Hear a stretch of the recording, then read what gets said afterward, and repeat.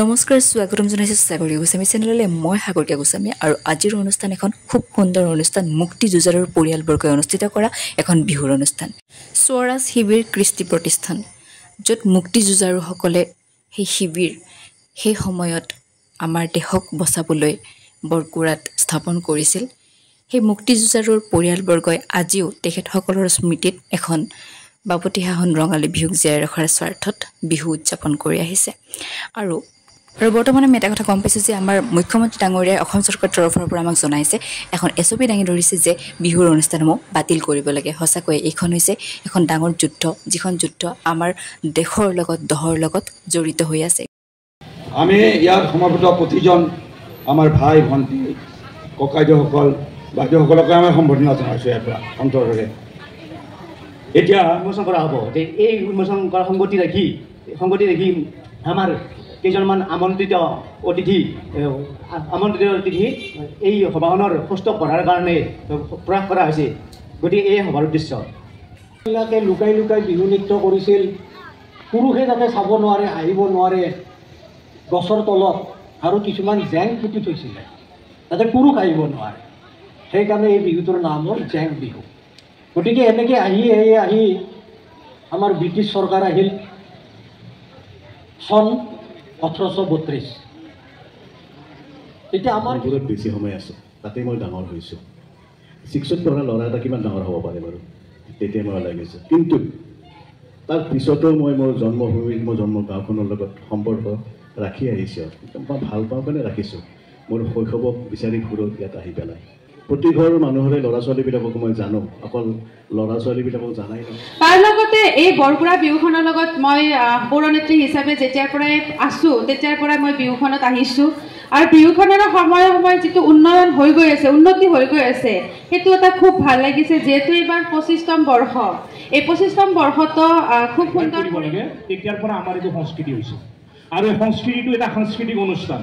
এই সাংস্কৃতিক অনুষ্ঠানত আমি যিখিনি ইয়াত অনুষ্ঠান আমি ৰূপায়ণ কৰিম, এই অনুষ্ঠানখিনি কি, এই কথাটো কিন্তু আমাৰ বিহুৰ মাধ্যমেৰে সকলোৱে জনাটো অতিকৈ দৰকাৰ। স্বৰাজ শিবিৰ কৃষ্টি প্ৰতিষ্ঠানৰ উদ্যোগত ৰঙালী বিহুৰ ৰূপালী জয়ন্তী বৰ্ষ উদযাপিত হৈছে, আৰু সেই উপলক্ষে বৰকুৰা নামৰ স্মৃতি গ্ৰন্থখন উন্মোচন কৰিবৰ কাৰণে সন্মানীয় শ্ৰীযুত গিৰীশ শৰ্মা, অকণমান হাত চাপৰি। ইমান সুন্দৰ ৰভা আমি তেখেতৰ বাবে পাইছোঁ। এই প্ৰতিকূল বতৰতো আমি ইমান সুন্দৰকৈ অনুষ্ঠান উপভোগ কৰিব পাৰিছোঁ।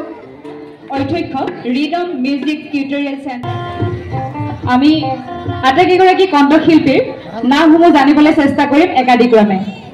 নমস্কাৰ, মোৰ নাম শ্ৰী অৰ্পণা দেৱী।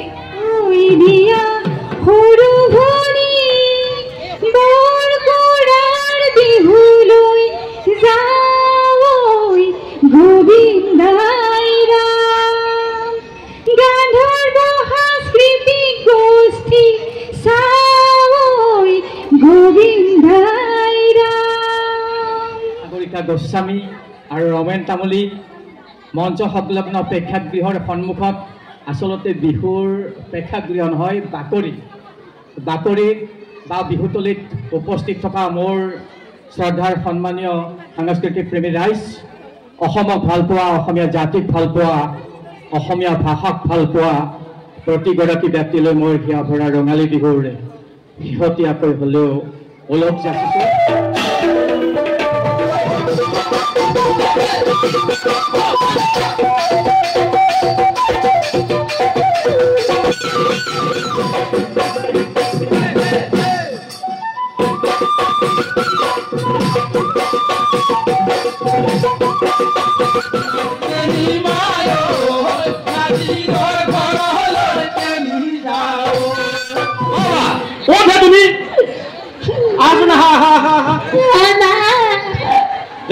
ৰাইজৰ মাজত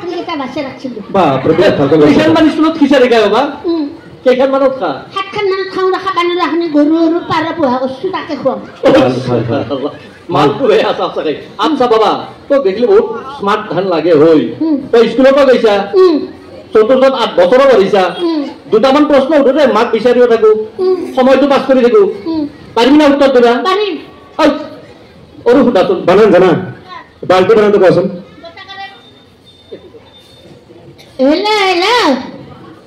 বাল্টি বানানটো কোৱাচোন বাল্টি বানান বতাকাৰে বা উল্টা উল্টি বাল্টি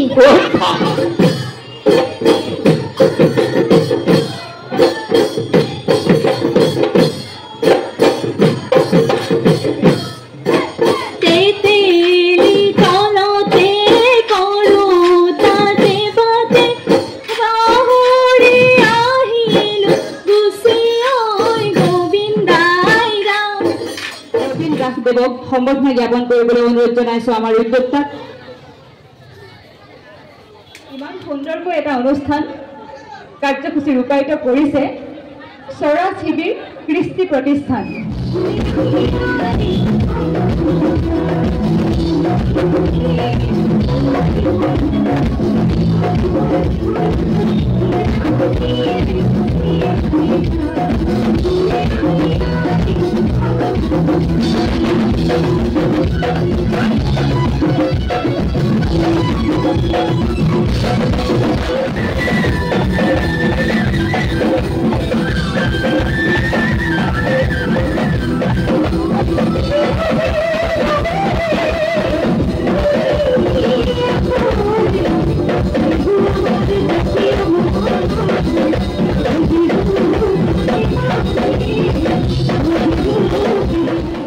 সতি গৈ গৈ বহাগে পালেহি ফুলিলে ফেবেলি লতা শুনি থাকিলেও আমনি নালাগে সংগীতানুষ্ঠান গীতালিবাৰ হয়নে খুব সুন্দৰ অনুষ্ঠান আৰম্ভ কৰিছে আমি গম পাইছো অনুষ্ঠান কিমান বেছি ভাল হ'ব আৰু এইখিনিতে আমি আনুষ্ঠানিকভাৱে ৰঙালী বিহুৰ বহুত বহুত শুভকামনা জ্ঞাপন কৰিছো অসমীয়া নৱবৰ্ষৰ আন্তৰিক অভিনন্দন জ্ঞাপন কৰিছো আৰু আনুষ্ঠানিকভাৱে সম্বৰ্ধনা জ্ঞাপন কৰিবলৈ আগবাঢ়ি যাম পোনপ্ৰথমে মৰমৰ দিঘেৰে চেনেহৰ বাণীৰে কথা এখনি ফুলাম গামোচাৰে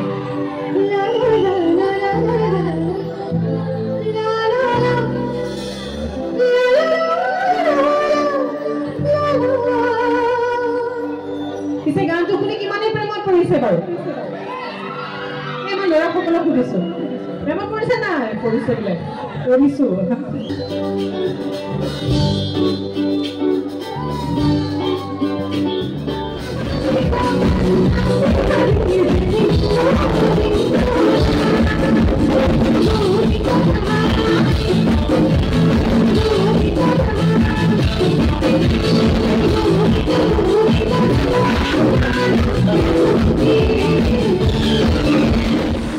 ভৰপূৰ ৰাইজেৰে এখন সুন্দৰ অনুষ্ঠান বৰপুৰা ৰঙালী বিহুৰ উদ্যোক্তাসকলক ধন্যবাদ ইমান সুন্দৰকৈ অনুষ্ঠানটো আয়োজন কৰাৰ বাবে আৰু সফলভাৱে ৰূপায়িত কৰাৰ বাবে